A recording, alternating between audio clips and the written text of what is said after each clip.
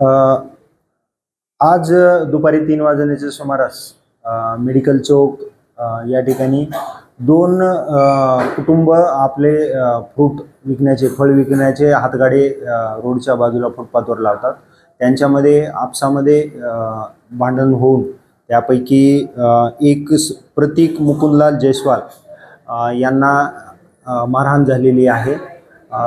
यांना मारहाण करण्याच्या जे समोरचे व्यक्ती आहेत त्यांचे नाव आहे करण शिवप्रसाद साहू आणि त्याचा एक नाबालिक म्हणजे विधी संघर्षग्रस्त बालक अशा दोघांनी मिळून त्यांना चाकूने मारहाण केलेली आहे.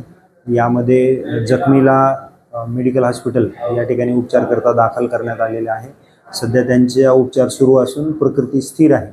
यातील मारहाण करणारे जे आरोपी आहेत त्यांना ताब्यात घेण्यात आलेला आहे. त्यांच्याविरुद्ध पुढील कारवाई करण्याची तजवीज ठेवलेली आहे.